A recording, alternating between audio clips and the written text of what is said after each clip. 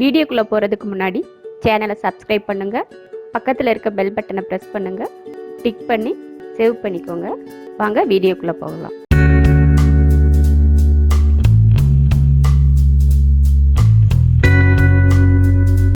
வெள்ளரிக்காய் ஜூஸ் பண்ணுறதுக்கு ஒரு வெள்ளரிக்காய், எப்போவும் நம்ம சாப்பிட்ற வெள்ளரிக்காய் தான் இது. சர்க்கரை, இதில் 4 ஸ்பூன் சர்க்கரை எடுத்திருக்கேன். சர்க்கரைக்கு பதில் நாட்டு சர்க்கரை இல்லைன்னா தேன் கூட நம்ம சேர்த்துக்கலாம். நம்ம விருப்பத்தை பொறுத்து சர்க்கரை இல்லைன்னா நாட்டு சர்க்கரை சேர்த்துக்கிறது நம்ம விருப்பம். தேன் கூட சேர்த்துக்கலாம். உப்பு கொஞ்சமாக போட்டுக்கலாம். ஒரு லெமன் எடுத்திருக்கேன். லெமன் 2 கிளாஸ்க்கு அரை லெமன் போடலாம், இல்லைன்னா 1 போடலாம். நான் ஒரு லெமன் எடுத்து வச்சுருக்கேன். புளிப்பு நம்ம தேவைக்கு ஏற்ற மாதிரி சேர்த்துக்கலாம். மிளகு ஒரு 10, மிளகுத்தூள் கூட அரை டீஸ்பூன் சேர்த்துக்கலாம். வெள்ளரிக்காயை தோல் சீவிக்கலாம். தோல் சீவிட்டு கட் பண்ணி போட்டுக்கலாம். வெள்ளரிக்காயை கட் பண்ணி மிக்ஸி ஜாரில் போட்டிருக்கேன். அதில் மிளகும் சேர்த்துக்கலாம், கொஞ்சம் உப்பு, சர்க்கரை, கொஞ்சம் ஐஸ்கிரீம், கொஞ்சம் தண்ணி சேர்த்துக்கலாம். அதிகமாக தண்ணி சேர்க்க வேணாம், கொஞ்சமாக தண்ணி சேர்த்து அரைச்சிட்டு அதுக்கப்புறம் நம்ம தண்ணி கலந்துக்கலாம். இப்போ மிக்ஸியில் வச்சு அரைச்சிக்கலாம்.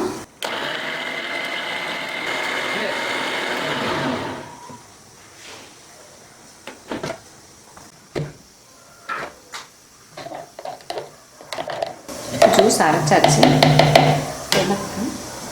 இதில் லெமன் புழிஞ்சிக்கலாம்.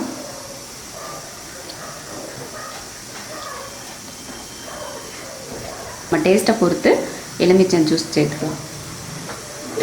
லெமன் புழிஞ்சாச்சு. இப்போ தண்ணி சேர்த்துக்கலாம். கொஞ்சம் 2 கிளாஸ்க்கு எடுத்திருக்கேன்.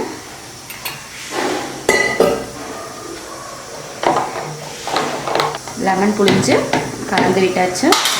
அடுத்து வடிகட்டிக்கலாம். இப்போ ஜூஸ் வடிகட்டிக்கலாம்.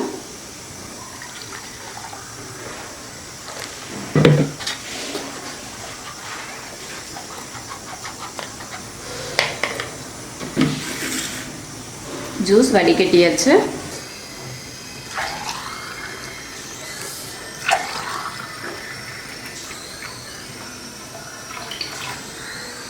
முன்னாடியே நம்ம ஐஸ் க்யூப் போட்டு அரைச்சதுனால ஐஸ் க்யூப் இப்போ போடலை.